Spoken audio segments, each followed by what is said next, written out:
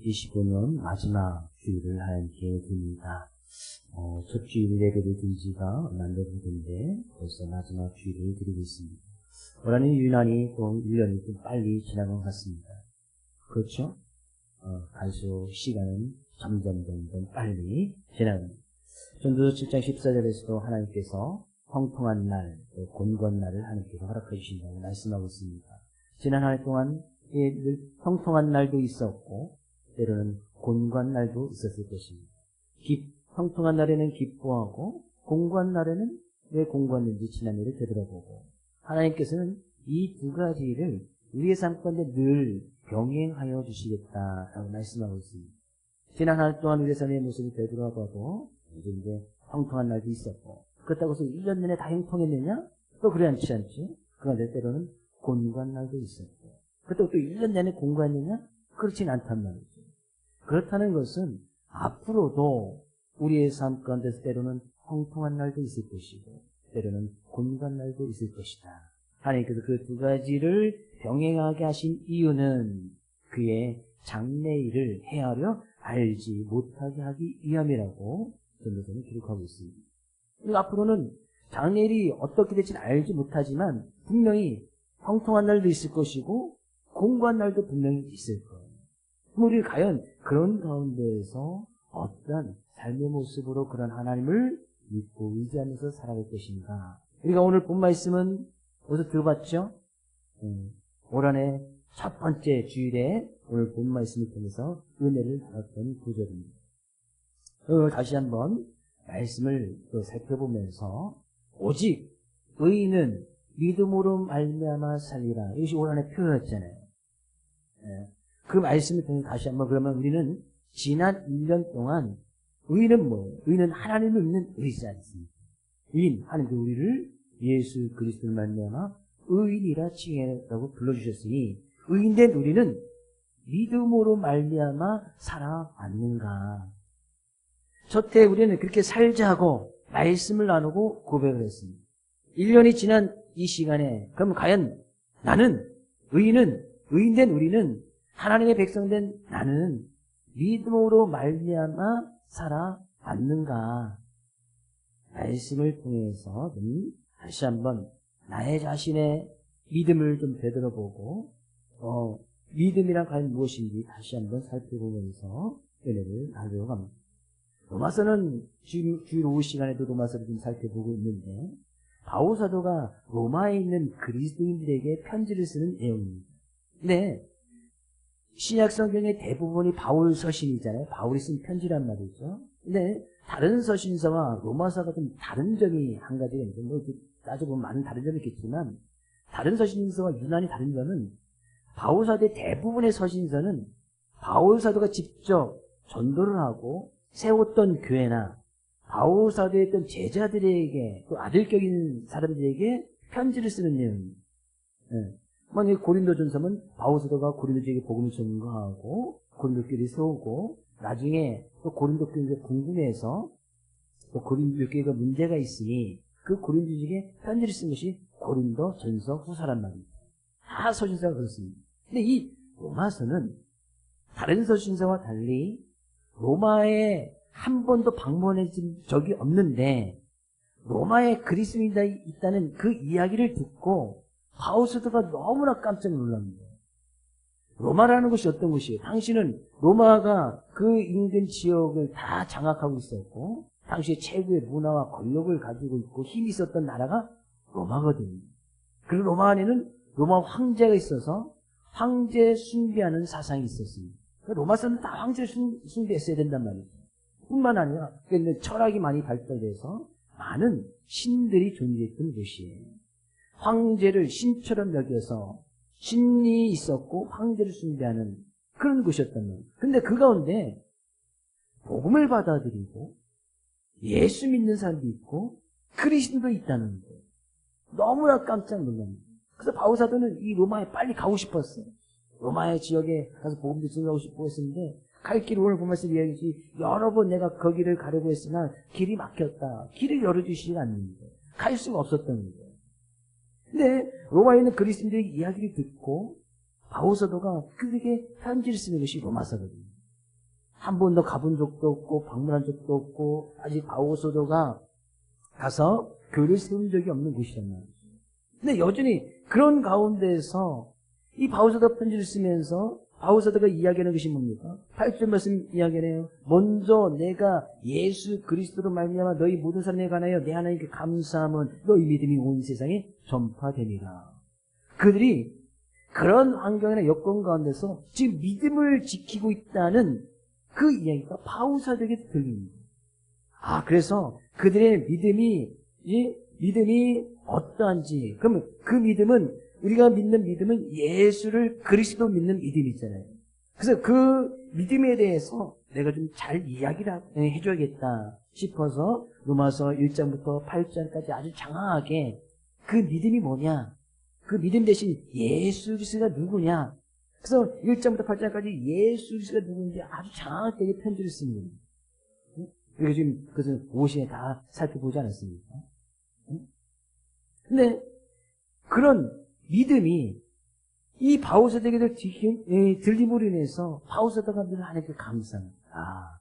그렇게 예수 그리스도를 받아들이기 힘들고 믿기 어려운 그런 환경 속에서 예수 그리스도를 믿는 사람도 있구나. 바오서도가 그에게 하나님께 감사했다는 거예요. 네, 그 믿음이 세상에 전파되었기 때문에, 그 믿음이 바오서도에 들렸기 때문에. 저는 올 한 해 시작, 믿음으로 하나님께 예배를 드리면서 시작했잖아요. 마지막 주일도 믿음으로 하나님께 예배를 드리면서 올 한 해를 또 마칩니다. 그럼 믿음의 모습으로 하나님의 예배하는 성도들을 인해서 하나님께 감사를 드립니다. 우리 옆에 계신 성도님에게 성도님 때문에 감사합니다. 네. 함께 예배를 드릴 수 있으니 감사하는 마음이 있습니다. 힘들고 어려운 그런 수많은 환경이나 여건 가운데서도 그 믿음을 지키려고 또 몸부림치고 애쓰고 기도했던 그런 모습이 다 있잖아요. 때로는 그런 가운데서 낙심도 해보고 낭망도 해보고 그냥 살기 바쁘다고 또 그냥 믿음을 살까 또 살짝 은혜를 살짝 잃어버리기도 해보고 그런 데도 다 있으시잖아요. 근데 여전히 또 마지막 주일 하나님께 허락하신 것이 또 감사해서 하나님께 나와서 예배를 드리고 있는 그 믿음, 바오서도는 그런 믿음, 수많은 환경의 여건 가운데서도 그 믿음을 지켜나갔던 그 믿음의 소문 때문에 하나님 감사합니다. 저는 이 모든 성도님들이 믿음을 지켜나가는 옆에 계신 성도님 때문에 하나님께 늘 감사함이 있기를 다시 한번 주의 이름으로 축복을 드립니다. 우리 감사할 일이 너무나 많지만, 올 한 해를 되돌아보면 하나님께 감사할 일이 너무나 많지만 무엇보다도 내 옆에 있는 성도님이, 이웃이, 형제가, 자매가 그 믿음을 지키고 있음에 하나님께 감사함이 있기를 다시 한번 주의 이름으로 축복을 드립니다. 그러니 그런 믿음을 지켜나가는 그들 때문에 바오서도는 기도하지 않을 수 없었던 거예요. 믿음이 있는 사람들은 그래서 기도합니다. 9절 말씀이에요. 내가 그의 아들의 복음 안에서 내 심령으로 섬기는 하나님이 나의 증인이 되시거니와 항상 내게 되시지 않고 너희를 말하며. 수많은 어려운 환경 속에서 도저히 예수 그리스도를 믿지 못하는 그런 환경이거든요. 로마라는 나라가 그렇단 말이죠. 근데 그런 가운데서 믿음을 지켜나가고 있는 로마에 있는 그리스도를 바오서는 얼굴도 본 적도 없고 그냥 소문을 통해서만 들은 거 아니겠어요? 네, 그들을 위해서 항상 쉬지 않고 기도하고 있었다. 믿음의 사람은 기도합니다. 믿음의 사람은 그 믿음을 지켜나가기에 애써 나가는 형제와 위해서 기도한단 말이죠. 옆에 있는 성도님하고 성도님에 대해서 늘 기도하시죠? 하시죠? 네. 옆에 있는 성도님에게 제가 성도님에 대해서 기도하고 있습니다. 속으로는 이렇게 하도 다니면서 한다고 하지 말고 뭐 그렇게 얘기하지 마시고 저는 성도님에 대해서 늘 기도하고 있습니다. 저희 뭐 이렇게 성도들이 많지 않기 때문에 여기 제일 먼 데서 왔다 갔다는 주성이부터 이름을 쭉 부르면 10분 안에 다 부릅니다. 10분 안에 다 끝나요. 쉽지 않죠? 포항에서 여기까지 그냥 다 제일 가까운, 교회에서 제일 가까운 저는 한 5초면 교회 오는데 가까이 계신 분 금방 1분을 교회신 분 계시고 기도할 수밖에 없단 말이에요. 정말 옆에 있는 성도님들이 이웃이 형제 자매가 저런 가운데서 믿음을 지켜나갈 수 있을까? 그런 모습을 보면 기도하지 않을 수 없어요. 그래서 믿음이 있는 사람들은 기도하는 사람이에요. 믿음 있는 사람들은 자기의 이 셀을 위해서, 선교회를 위해서, 형제와 자매를 위해서, 교회를 위해서 기도하는 사람이에요. 누군가 나를 위해서 기도하지 않아도 그래도 누군가는 해주시겠죠. 그 누군가 예수 그리스도는 여전히 우리 위해서 기도하고 있다. 주님은 여전히 우리 위해서 기도하는 거예요. 그래서 믿음의 사람들은 바빠도 꼭 교회에 와서만, 예배당에 와서만 기도해야 그것이 기도는 아니잖아요. 운전 중에도 집에서라든지 특별한 시간을 내가 구별되이 그 정해져 있는 그런 시간에 같이 모여서 예배당 안에서 그런 예배 시간에 같이 기도하면 훨씬 더 좋고요. 예, 믿음에 있는 사람들은 그렇게 기도할 수밖에 없었다는 거예요. 그래서 저는 우리 믿음 있는 사람들, 믿음 있는 모든 성도들이 늘 기도하는, 교회를 위해서, 형제를 자매를 위해서 기도하는 모든 성도들 될 수 있기를 다시 한번 주의 이름으로 축복을 드립니다. 그런 믿음의 모습으로 올 한 해 살아왔느냐, 내 자신을 좀 돌아보자. 그 믿음의 모습을 가지고 우리는 흔히 믿는 사람들이 가장 큰 오류를, 어떤 믿음에 있어서 착오를 범할 수 있는 것 중에 하나가 말씀을 가지고 꼭 내 자신을 돌아보고 내 자신을 내 스스로 평가해야 되는데 그 말씀을 가지고 다른 사람들 평가하고 비판하는 경우를 비판은 종종 그런 오류를 범합니다. 기도하라 했으면 기도하는 내 자신과 기도하지 못하는 내 자신을 봐야 되는데 기도해야 된다면 꼭 저 사람은 기도도 안 하면서 저 사람은 기도하고 어쩌고 하면서 그 다른 사람들 비판하는데 말씀을 그런 가운데 사용해서는 절대 안 된다는 거예요. 바울사도도 지금 자기 자신에게 이야기하는 거 아니겠어요? 하나님이 증이신 나는 너희 위해서 늘 기도하고 있다. 그들이 기도하냐 안 하느냐, 왜 믿는데 기도하냐 안 하느냐 이런 거 비판하고 논하는 것이 아니라 나는 그렇게 기도의 사람, 믿음의 사람으로서 기도하는 사람이라고 이야기하고 있단 말이에요. 너희를 위해서 늘 기도하겠다고 이야기하는 거예요. 내 자신을 돌아보는 것이지 다른 사람들을 말씀을 가지고 절대 비판하거나 판단해서는 안 된다. 성경에서 비판하지 말아라, 판단하지 말아라. 네, 믿는 사람들은 꼭 다른 사람들 비판하고 판단할 때는 말씀을 근거해서 비판한단 말이에요. 주의를 잘 지키네, 못 지키네, 기도하네, 안 하네, 찬양을 하네, 안 하네. 물론 우리가 잘 지키고 찬양을 기도하는 게 정말 중요하지요. 또 그럴 만한 위치에 있는 사람들이 하는 것이고 바울사도는 분명히 이야기해요. 그래서 내 자신은 그렇게 기도하면서 기도를 쉬지 않고 늘 하고 있는 믿음의 사람이 되기를 자기는 원했고 그렇게 힘써 나가고 있었다는 거죠. 그런데 바울사도 그런 믿음의 모습을 가지고 기도하였던 이유가 뭡니까? 11절 내가 너희 보기를 간절히 원하는 것은 어떤 신령한 은사를 너희에게 나누어주며 너희를 견고하게 하려 하니 신령한 은사라는 것은 그들은 이미 예수 그리스도를 믿는 그 믿음 가운데서 로마에 그리스도인들이 있고 로마에 교회가 세워져 나가고 있단 말이에요. 바울사도는 그 믿음을 가지고 그들이 그 든든한 믿음의 모습 가운데 로마 교회를 든든히 세워나가기를 견고하게 하기를 바울사도는 원했단 말이에요. 그러니까 그들에게 특별한 은사, 신령한 은사라는 것은 신령하다는 것은 어떤 영적인 일을 나타내는 건데 영적인 일은 성경 가운데서 예수 그리스도를 잘 믿는 것이 신령한 것이거든요. 영적인 일이라는 것은 예수 그리스도를 잘 믿는 거예요. 그것이 곧 하나님의 일이고. 근데 바울사도는 그렇게 힘들고 어려운 환경 속에서 로마라는 그런 큰 억압이나 그런 상황 가운데서 예수 그리스도를 믿는 그런 특별한 은혜가 있었기 때문에 로마에 있는 그리스도인들이 그들을 세워나가는 거 아니겠어요? 그 은혜 가운데 그들이 더욱더 견고하게 서기를 바울사도는 원했단 말이에요. 우리의 삶의 모습도 믿음의 모습도 잘 생각해 보면 정말 내가 예수 그리스도를 믿기 좋은 그런 환경 속에 계신 분도 계시지만 그렇다고 해서 예수님을 또 잘 믿는 것도 아니잖아요.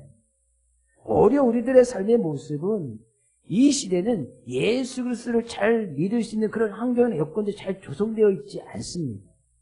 앞으로는 더욱더 그럴 거예요. 앞으로는 예수 그리스도가 없어도 쉽게 하나님이 없어도 잘 살 수 있는 그런 것들이 우리나라에는 이미 다 조성되어 있고 그런 문화나 그런 이 나라의 경제라든지 그런 것들이 이미 하나님 없어도 살 수 있단 말이에요. 예수 그리스도를 믿지 않아도 사는 데는 전혀 문제가 없잖아요. 그렇죠? 예수 그리스도 없어도 살 수 있잖아요. 예수 그리스도 없으면 바로 죽으시는 분. 죽으실 분. 죽어야 되는데. 예수 그리스도 없으면 죽어야 되는데. 그냥 육체적인 모습으로 먹고 사는 문제는 그냥 살 수 있습니다. 근데 하나님께서 단순히 우리를 이 세상 가운데 하나님의 자녀로 부르시고 이 세상에서 그냥 먹고 살라고 그냥 우리 육체 모습으로 그냥 먹고 살라고 오늘도 생명의 은혜를 부어주신 것은 아닐 거 아니겠습니까? 바울 사도는 그런 로마라는 그런 큰 환경 속에서 여전히 특별한 은혜, 그들이 분명히 뭔가 특별한 은혜가 있는 거예요. 신령한 은사라는 하나님께 부어주신 특별한 은혜거든요. 그런 은혜를 부여잡고 나가서 교회를 세워나가는 그들이 그 은혜 가운데 계속해서 견고히 머물러 있기를 바울 사도는 원했다는 거예요. 저도 그렇게 원하고 기도하고 소망합니다. 앞으로도 어떤 환경이나 여건 가운데서도 여러분이 그 주님을 향한 그 믿음 가운데 견고하게 흔들림 없이 이 믿음을 잘 지켜 주님을 예배하게 힘써 나가는 우리 사랑하는 모든 손님 될 수 있기를 주의 이름으로 축복을 드립니다. 우리 옆에 계신 성도님에게 우리 이 믿음 안에 견고하게 서 있읍시다. 견고하다는 것은 흔들림이 없다. 흔들림이 없다. 어려움이 있어도 탄압이 있어도 문제가 있어도 주님을 믿지 못하는 그런 큰 환경이나 여건 가운데 있어도 흔들림이 없는 거예요.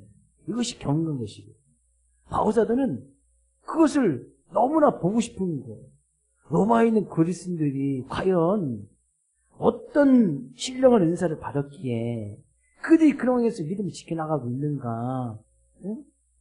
12절 이는 곧 내가 너희 가운데서 너희와 나의 믿음으로 말미암아 피차 아니함을 얻으려 함이라.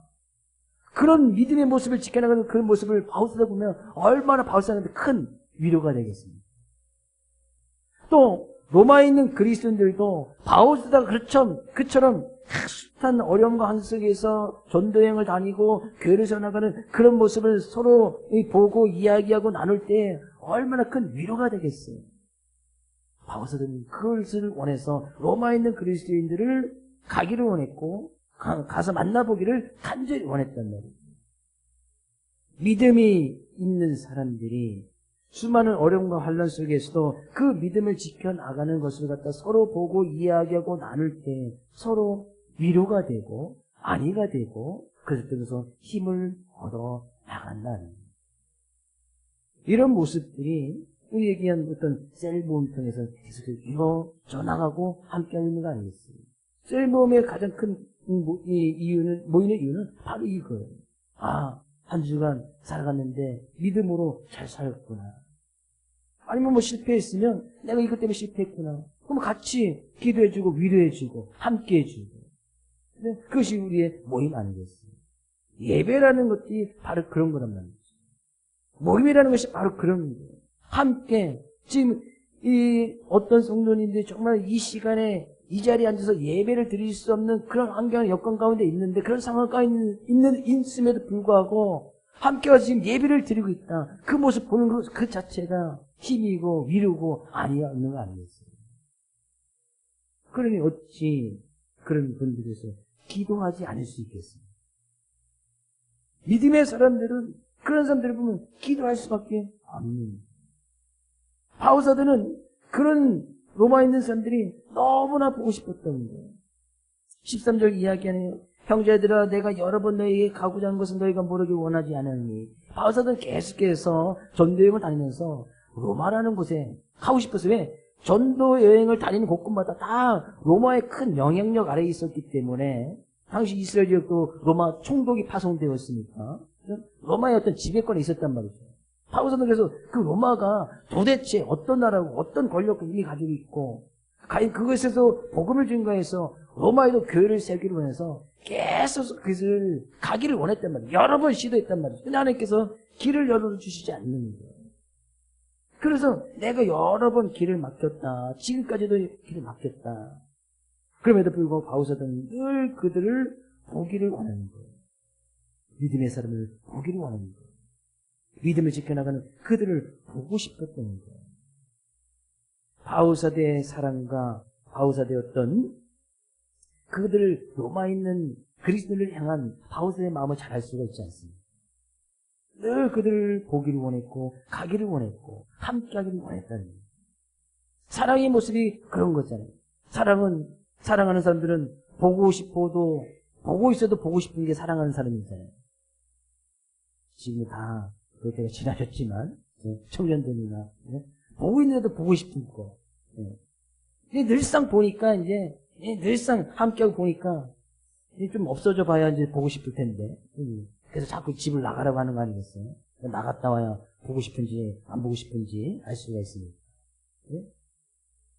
바울사도의 이 로마에 있는 그리스도를 향한 그들의 바울사도의 마음과 사랑은 그들을 늘 이 보고 싶어하는, 보고 싶다는 것은 그들과 함께 그 믿음의 자리에서 함께 하나님을 찬양하고 예배하고 싶어하는 그런 바울사도의 마음이 잘 담겨져 있습니다. 그래서 우리가 주로 오시게 계속 로마서를 살펴보고 있잖아요.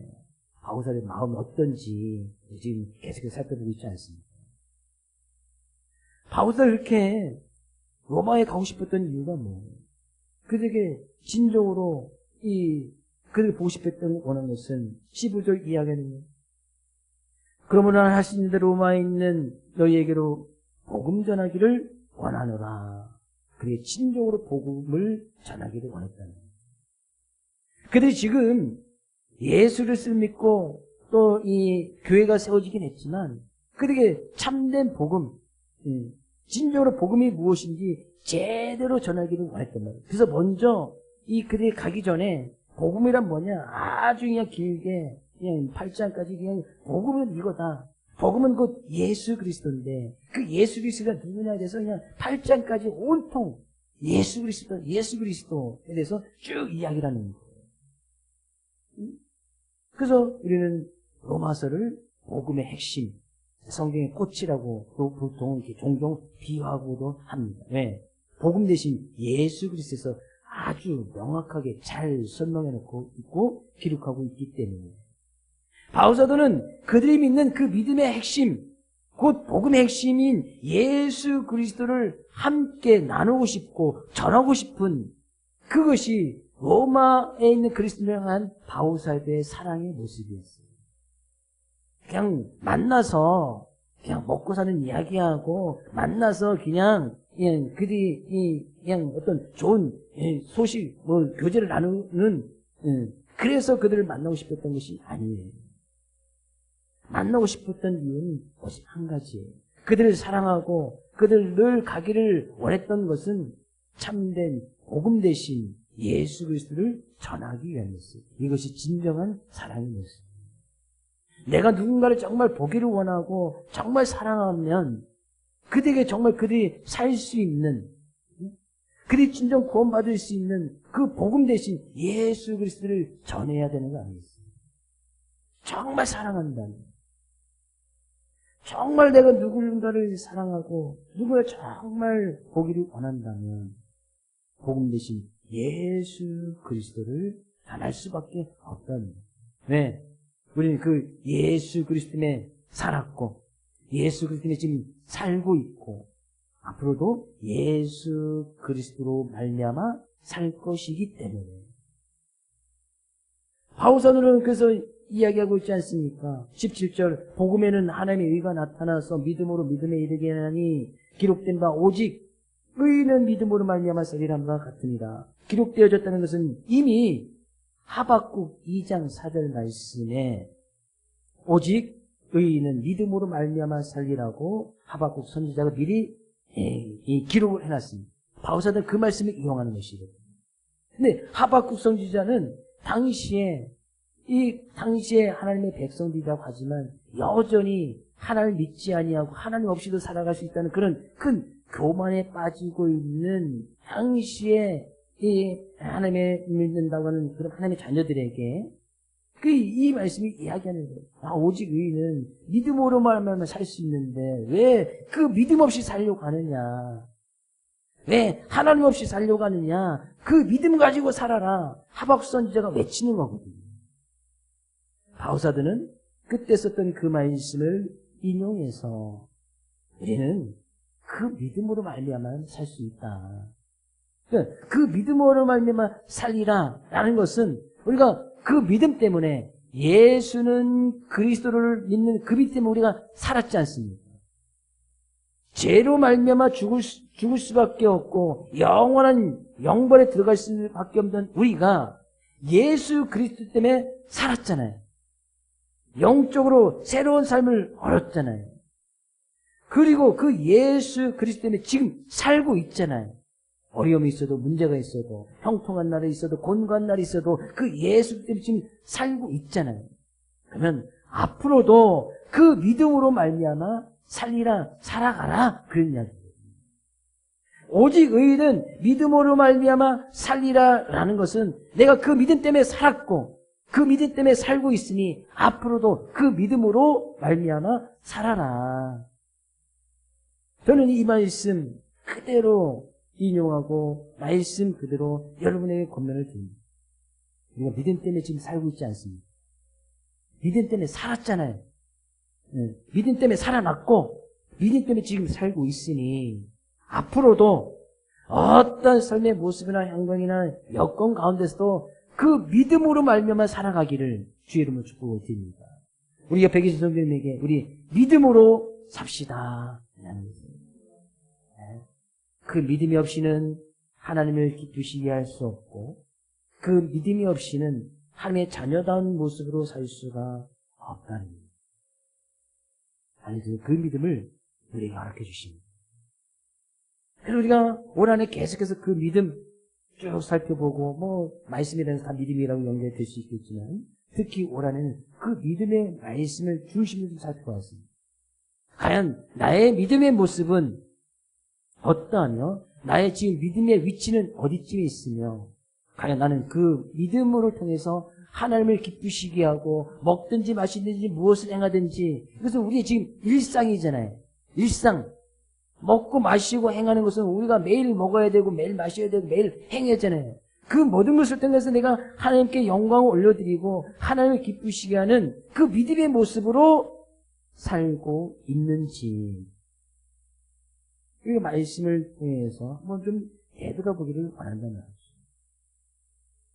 그렇게 살자고 올해 첫 주에 그렇게 고백을 하고 그렇게 말씀 붙들고 계속해서 믿음의 말씀을 살펴보았고 한 해를 마무리하고 한 해를 되돌아본 이 시점에서 다시 한번 나는 그 믿음대로 살고 있는지 행여나 그렇지 못한 부분이 있다면 앞으로 그렇게 살면 되잖아요. 믿음으로 말미암아 살아야 하는 것은 믿음이 없이는 살 수 없다는 이야기거든요. 예수 그리스도 없이는 살 수 없단 말이죠. 예수 그리스도 없이는 구원이 있을 수 없단 말이죠. 예수 그리스도 아니면 참 생명이 없단 말이죠. 예수 그리스도 아니면 하나님의 은혜가 우리의 삶에 임할 수가 없단 말이에요. 그런 믿음의 고백으로 살아가면 된다는 거예요. 오늘 우리는 분명히 이 말씀 위치하여 믿음의 주여 또 온전케 하신 그 예수를 바라보는 그 믿음으로 내가 지금도 살고 있듯이 이 믿음 안에 늘 머물러 있어. 앞으로도 내 주님 앞에 서는 그날까지 얼마 남지 않았잖아요. 늘 말씀드리지만 주님이 오신 그날 멀지 않았습니다. 그날까지 이 믿음 안에 늘 머물러 있어 믿음으로 살아가고 믿음으로 승리하고 믿음으로 살 수 있는 우리 모두가 될 수 있기를 주의 이름으로 축복을 드립니다.